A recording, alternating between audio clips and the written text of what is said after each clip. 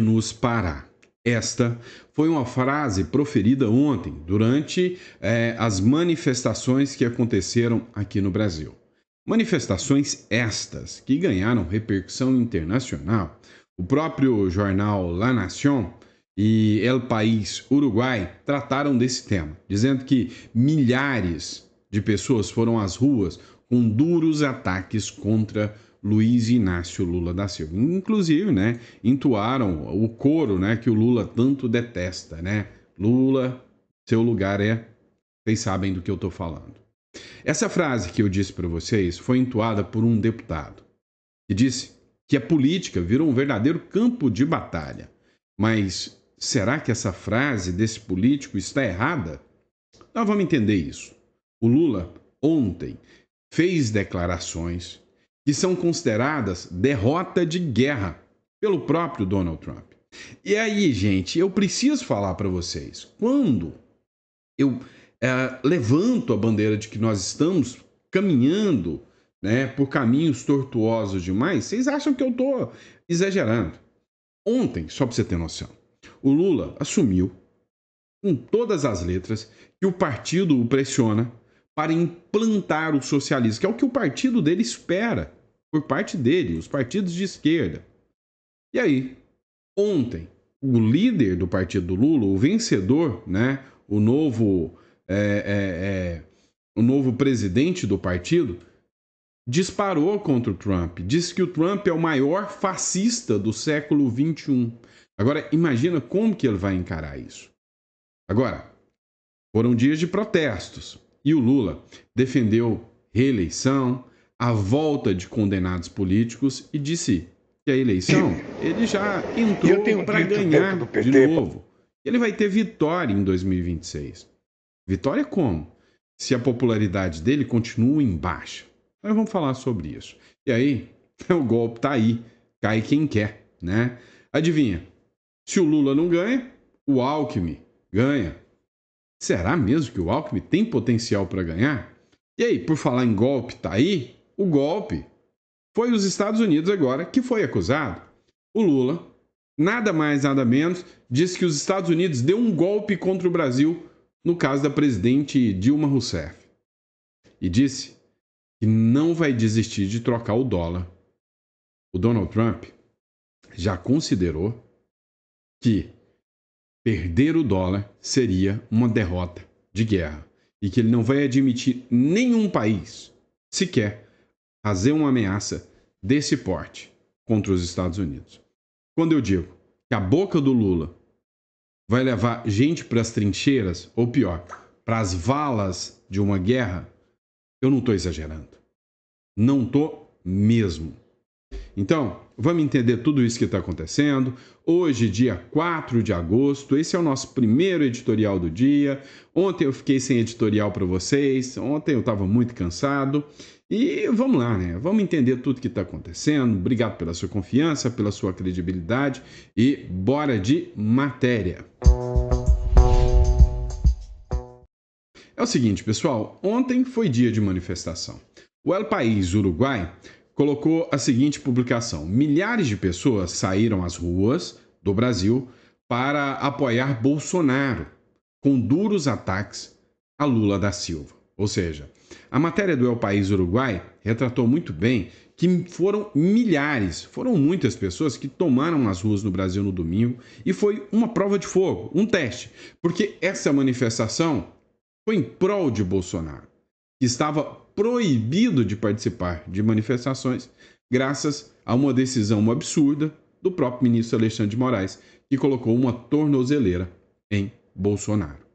Segundo eles, né, a manifestação teve elogios a Donald Trump, chefe da Casa Branca. Esses seguidores do Bolsonaro compraram bandeiras, e mostraram seu total apoio e respaldo aos atos do Donald Trump contra o ministro Supremo, Alexandre de Moraes. É o que tratou aqui o La Nación.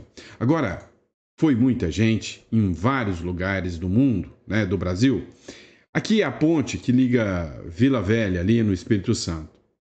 E aí, os manifestantes lá em Vila Velha, lotaram a ponte. Para quem já foi, né, em Vila Velha, já percebeu o quanto aquela ponte é quilométrica, ela é gigantesca.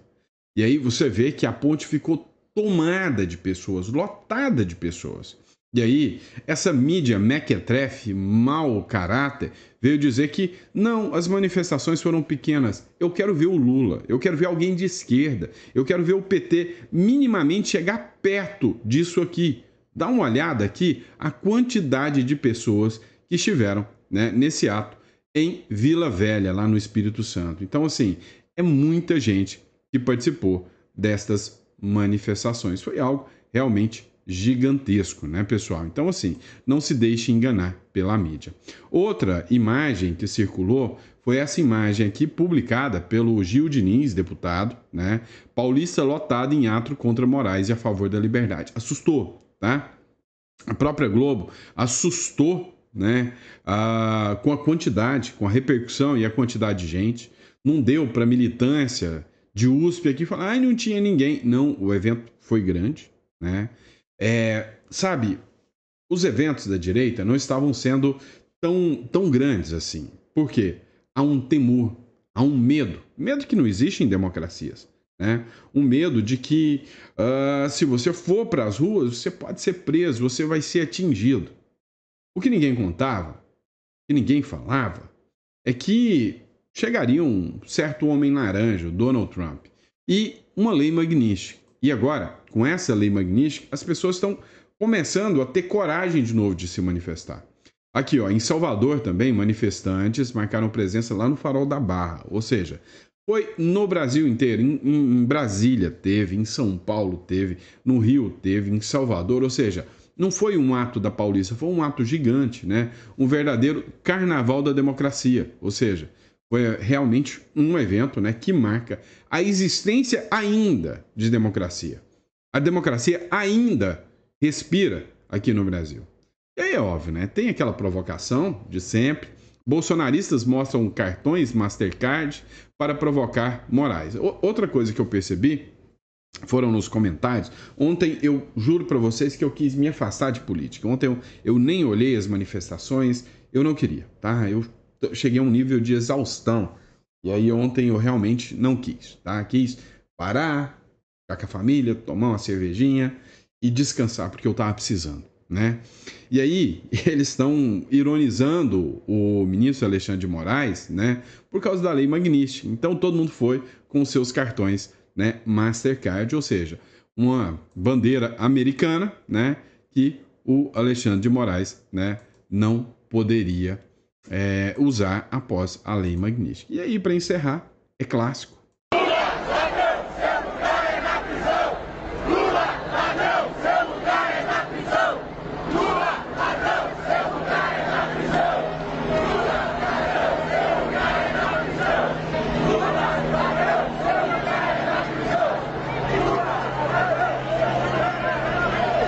Matéria do Metrópolis, bolsonaristas gritam, abre aspas, Lula ladrão, seu lugar é na prisão, em ato pró-anistia em Brasília. Se for um ato contra Lula e não tiver essa frase, não é um ato contra o Lula.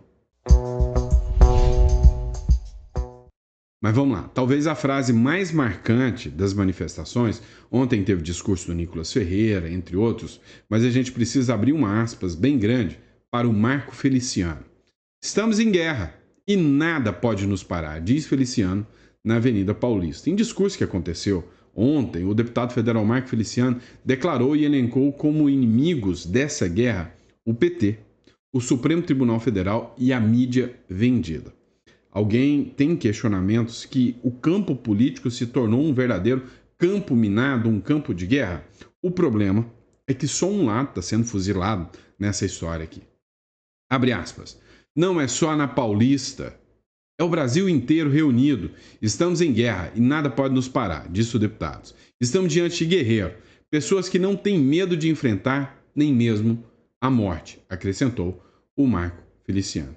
E aí, no discurso também, o Feliciano fez acenos ao colega da bancada paulista na Câmara, o Eduardo Bolsonaro, autoexilado nos Estados Unidos desde fevereiro deste ano. Lá, o parlamentar tem trabalhado para o governo do presidente Donald Trump aplicar sanções ao Brasil. Ele disse o seguinte: o filho 03 do ex-presidente Jair Bolsonaro teve sucesso na empreitada.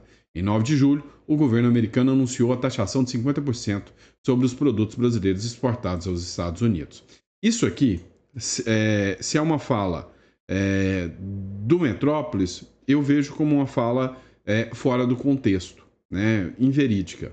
O Eduardo Bolsonaro, e eu acompanhei aqui fazendo a cobertura de tudo isso, ele foi muito claro que a busca dele nunca foi sanções e tarifas de 50% ao Brasil.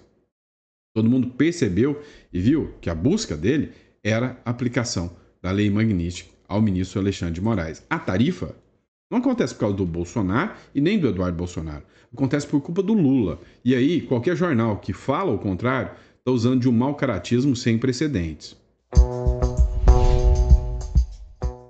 Agora, quando o Marco Feliciano fala em guerra, isso aqui está na mesa, tá? E isso aqui pode nos levar a uma guerra. Lula assume que quer implantar o socialismo e a CNN corta na hora. Dá uma olhada nesse trecho, eu sei que você não gosta de ouvir, mas vamos lá, não vou ouvir sozinho. Muito pouco para um partido de esquerda. Um partido de esquerda quer que o presidente diga que quer alcançar o socialismo. É verdade, eu sei o que as pessoas pensam. Mas eu tenho uma coisa que o sindicato... Essa edição do Agora CNN fica por aqui, mas a gente vai repercutir, claro, esse discurso do presidente Lula no evento do PT ao longo aí dessa tarde. Para quem passa pano e discute que esse cara quer implantar o socialismo e o comunismo no Brasil, tá de sacanagem com a nossa cara. Aquele seu vizinho idiota que diz que você é fascista, que esse negócio de comunismo não existe, socialismo não existe, é porque esse cara não tem noção nenhuma. Falar que, olha, as pessoas monetizam em cima do discurso pró-comunismo. A gente largou de ser trouxa. A gente largou de ser imbecil. A gente sabe muito bem que é à vontade, sim. Se não fosse, não tinha Partido Comunista do Brasil. Se não fosse, não tinha um Supremo Tribunal Federal falando que admira e aprecia o Tribunal Comunista da China. Se não fosse, não tinha um presidente falando que tem orgulho de ser chamado de comunista e que colocou o primeiro-ministro comunista dentro do Supremo Tribunal Federal. Me poupem, né? Me poupem. Entendam? Eles querem guerra contra os americanos. Eles querem fazer o processo de cubanização, de venezuelização do Brasil. E eles acham que vão dar certo. Dá uma olhada. Trump é o maior líder fascista do século XXI, diz Edinho Silva. Mas quem é Edinho Silva? Depois do presidente dos Estados Unidos, o Donald Trump, ter dito que estava disposto a falar com o presidente Lula sobre o tarifaço de 50%, vem o novo presidente do Partido dos Trabalhadores e fala o seguinte, abre aspas, nós estamos enfrentando o maior líder fascista do século XXI, que é Donald Trump. Ele é o representante do fascismo. Se alguém tem dúvida, é só nós olharmos o que ele faz com os imigrantes nos Estados Unidos. O que ele faz ao transformar El Salvador num campo de concentração do século XXI, tratando o imigrante de forma desumana, de forma violenta. Não é um discurso nacionalista, é um discurso que rasga os direitos humanos, disse Edinho Silva, novo presidente nacional do PT, ao assumir o comando da agenda. Imagina só, como o Trump deve encarar isso. Então, eu já disse, eu vou repetir, a língua da esquerda quer levar o Brasil para uma guerra. O Lula, em dia de protesto, ele causou um alvoroço também. E a gente vai falar disso no próximo bloco. Matéria da Gazeta do Povo para você. Em dia de protestos, Lula defende a reeleição e a volta de condenados por corrupção à política. Eu tenho que ser muito honesto e sincero comigo. Eu, para ser candidato, a gente já sabe disso, eu preciso estar 100% de saúde. Eu decidi ser candidato para depois acontecer comigo o que aconteceu com o Biden, jamais. Eu irei enganar o partido e irei enganar o povo brasileiro. Agora, o que eu quero dizer para vocês é o seguinte. Quando eu falo que eu tenho 80 energia de 30. Vocês podem acreditar, se eu for candidato, eu não vou disputar, eu vou ser candidato para ganhar as eleições. O nosso medo é literalmente esse, né? Ele falou abertamente, eu vou ser candidato para ganhar as eleições de 2026. Da mesma forma, ele já sabia que iria ganhar as eleições em 2026 e em 2022. Como? Futurologia? Vem cá, tudo foi muito esquisito, tudo foi muito estranho. E agora, você sabe que o risco é real, é iminente. Sabe qual é um grande problema da aplicação da Lei Magnitsky? Eu te explico. Um dos grandes problemas da aplicação da Lei Magnitsky é que o que tinha que ser feito para aplicar já foi aplicado. E aí, se ela tiver resultado e fazer com que os demais ministros e figuras, né, do Legislativo recuem, porque o Lula não vai recuar, ele vai avançar. Se ela tiver esse poder, ótimo. Mas se ela não tiver, quem já foi sancionado já não tem nada a perder. Eles vão dobrar a aposta. Eles vão fazer uma aposta muito maior do que você possa imaginar. E ele já tem um plano B. Ora, se Alckmin não pode, se o Lula não pode, o Alckmin pode. Última pesquisa da Datafolha. Você acredita nisso? Datafolha. Sem Lula, o Alckmin empataria com o Tarcísio, o Haddad perderia.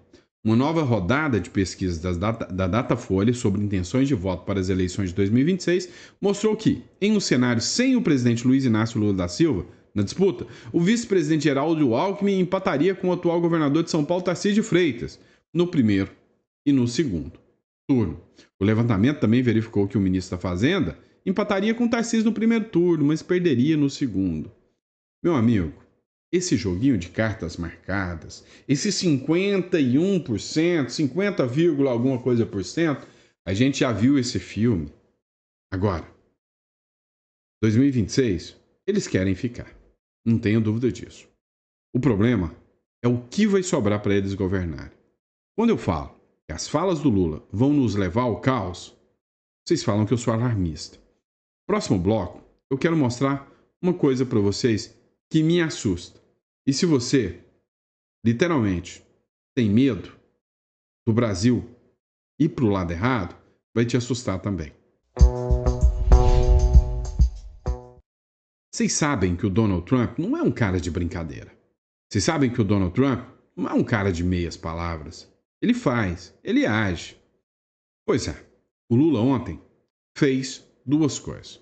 Primeiro, o líder do partido dele atacou o Trump chamando ele de fascista.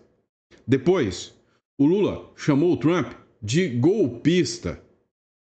Disse, né, que os Estados Unidos já deram um golpe aqui com a presidenta Dilma Rousseff. E disse que ele não vai desistir de trocar o dólar. Disse o Lula. Essa é uma publicação, é do Paulo Figueiredo, mas temos aqui também a publicação do Metrópolis. Lula defende substituir o dólar, proposta que o Trump comparou a perder uma guerra mundial. Ou seja, é uma das piores coisas que pode acontecer para os Estados Unidos. E os Estados Unidos estão dispostos até a atacar o país que defende isso. Eu não vou abrir mão de achar que a gente precisa procurar construir uma moeda alternativa para que a gente possa negociar com os outros países. Eu não preciso ficar subordinado ao dólar. Vocês viram? Ele falou que não vai abrir mão. O Trump disse o seguinte: se perdêssemos o dólar como padrão mundial, seria como perder uma guerra, uma grande guerra mundial. We lost the world standard dollar. That would be like losing a war, a major world war. We would not be the same country any longer. Não seríamos mais o mesmo país. Não vamos deixar isso acontecer. We're not going to let that happen. The dollar, you ever hear the expression dollar is king? O dólar, você já ouviu a expressão, o dólar é rei. O dólar é rei. The dollar is king. We're going to keep it that way, okay? E vamos mantê-lo assim. Entendeu? Was set up to degenerate our dollar and take our dollar. O BRICS foi criado para desvalorizar o nosso dólar e tirar nosso dólar como padrão. Retirá-lo como padrão. As the standard, take it off as the standard. And that's okay if they want to play that game, but I can play that. E tudo bem se eles quiserem jogar esse jogo, mas eu também posso jogar esse jogo. This is not in my opinion, not a serious O BRICS, na minha opinião, não é uma ameaça séria. threat. But what they're trying to do is destroy the Mas o que eles estão tentando fazer é destruir o dólar, para que outro país possa assumir e ser o padrão. dollar so that another country can take over and be the standard. And we're not going to lose the standard E não vamos perder o padrão em momento algum. at any time. If you have a smart president, you will never lose the standard. If you have a Se você tem um presidente inteligente, ele nunca perderá o padrão. stupid president like the last one, E se você tem um presidente estúpido, como o último, você perderia o padrão. you would lose the standard. You wouldn't have the dollar as you. And I'm just saying, if people want to challenge it, Eu só estou dizendo que se as pessoas quiserem desafiá-la, elas podem, mas terão que pagar um preço muito alto. they can, but they're going to have to pay a big price. And I don't think any of them are willing to pay that price. E eu acho que nenhum deles está disposto a pagar esse alto preço.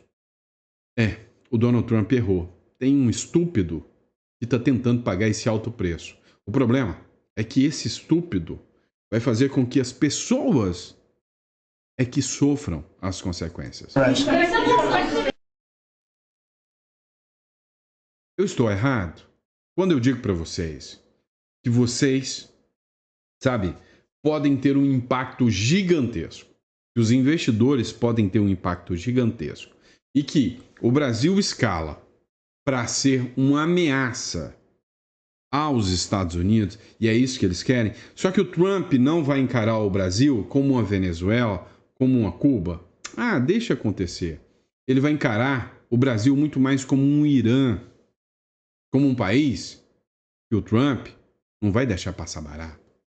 Eu sempre falo para vocês, né, sobre investimentos, né? Então, criar uma holding, uma conta offshore não lastreada aqui no seu CPF. Quando você cria uma offshore, você cria um número novo, um root, né? E aí eu ponho meu serviço à disposição, tá aqui na descrição. É minha especialidade, holdings, offshore, proteção de patrimônio. Mas, olha, se vocês acham que eu sou o alarmista, eu queria que vocês assistissem, né, o vídeo do Daniel Lopes, tá?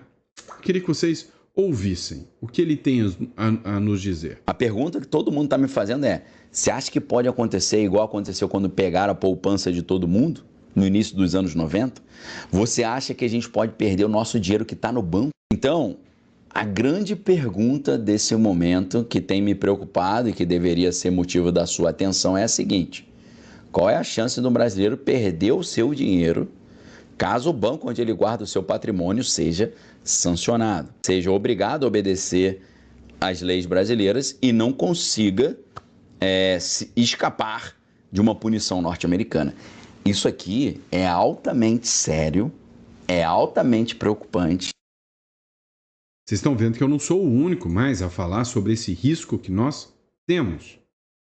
Vocês são testemunhas vivas de que eu não sou o único a falar sobre esse caos seríssimo que pode acontecer em relação ao Brasil. O Paulo Figueiredo publicou uma matéria do Trump que diz o seguinte: a gestão Trump diz que preferiu, abre aspas, um passo menor, fecha aspas, ao não cortar o Brasil do sistema financeiro internacional. Ou seja, ele disse, em alto e bom tom, não, primeiro eu vou deixar fora, mas eu não descarto a hipótese. E aí, se depender do empurrãozinho do Lula, meu irmão, imagina um Brasil sem sistema financeiro, imagina um espaço caótico, onde todos os empreendedores, todos os empresários, todos os cidadãos passam a ter os seus bens em bancos que ficam desligados e desconectados do resto do padrão mundial.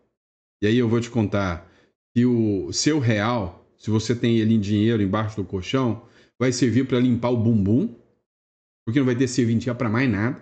Você vai ver o dólar batendo, sei lá, né, 1 milhão aí, igual o Bolívar, né?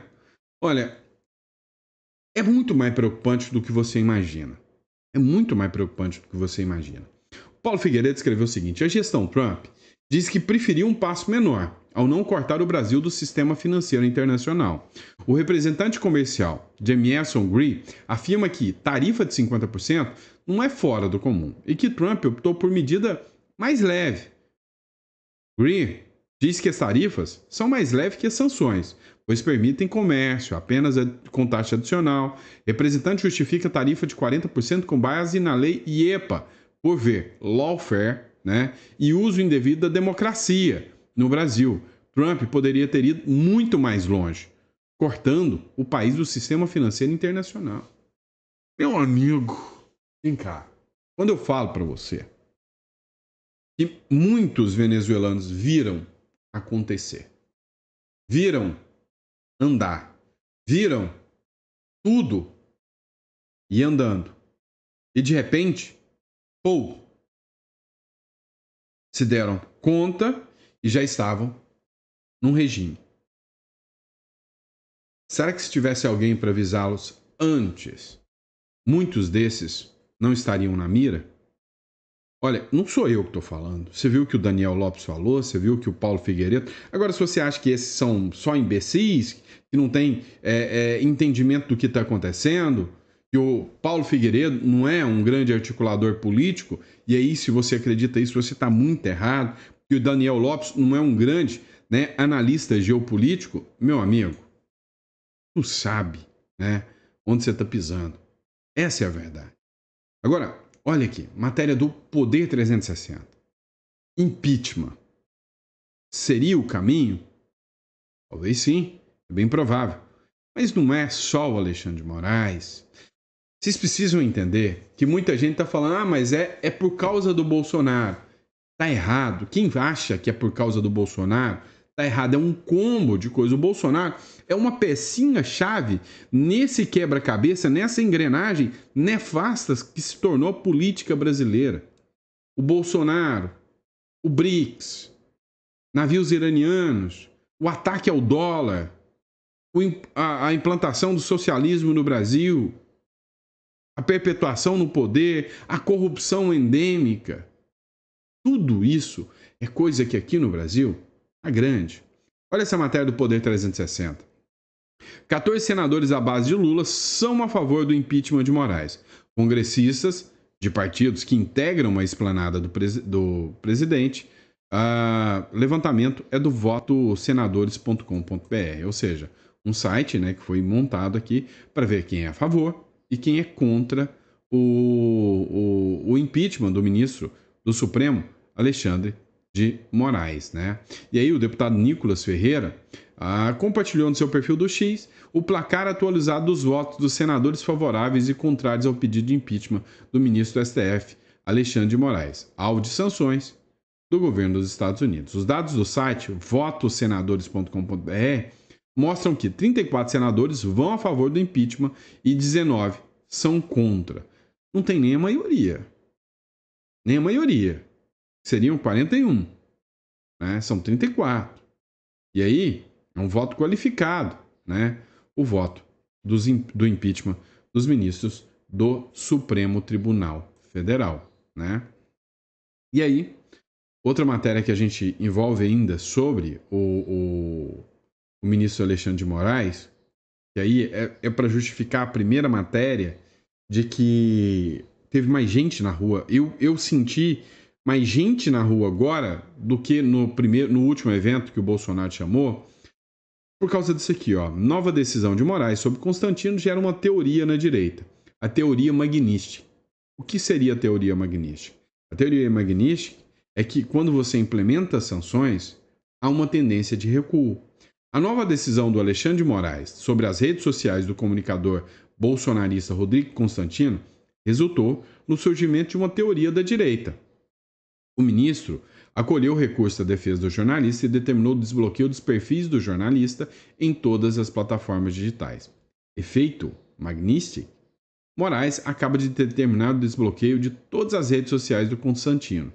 Todas. X, Instagram, TikTok, Facebook, YouTube, escreveu Jeff Chikini em seu perfil no X. A decisão também foi comemorada pelo advogado do Constantino, o Emerson Grigoletti, tá? Então, assim, não eram medidas, não eram decisões típicas de ministros como o Alexandre de Moraes, tá bom? E é isso, pessoal. Obrigado pela confiança, pela credibilidade. Começando a segunda-feira aqui com bastante trabalho, né, aqui para vocês. Vamos lá. A gente precisa entender o seguinte. Quero apresentar alguns pontos para vocês. A gente está acompanhando, né, sempre o que está rolando na política e a gente se preocupa sobre o que está acontecendo. Nunca foi tão importante que, assim, eu já tenho um escritório que eu trabalho há muitos anos, né? Desde 2012, na verdade, tá? Que o foco é só holdings, offshore, estruturação patrimonial, proteção do patrimônio de empresários, né? Então, eu tenho essa consultoria financeira há muito tempo, né? Isso voltado para empresários, para pessoas que adquiriram patrimônio, para pessoas que construíram patrimônio no Brasil. E aí, a diferença entre você estruturar isso, né, muda muita coisa.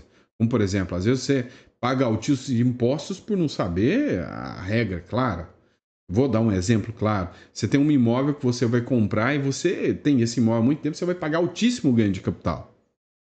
Dentro de uma holding, pode ser que você reduza esse valor significativamente. Você sai de uma taxa aí de 22% para cair numa taxa de 6%. Ajuda, não ajuda? Sem contar que quantos empresários eu já vi perder o patrimônio porque o bem do empresário está no CNPJ da empresa e aí vem aquela ação trabalhista. E quantos empresários eu já vi perder tudo? É falta de orientação, é falta de ter uma estrutura adequada.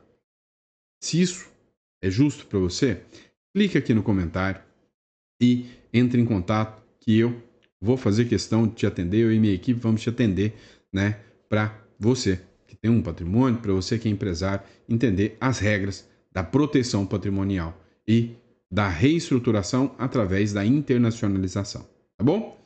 Obrigado, pessoal, fica com Deus e eu vejo vocês no próximo editorial.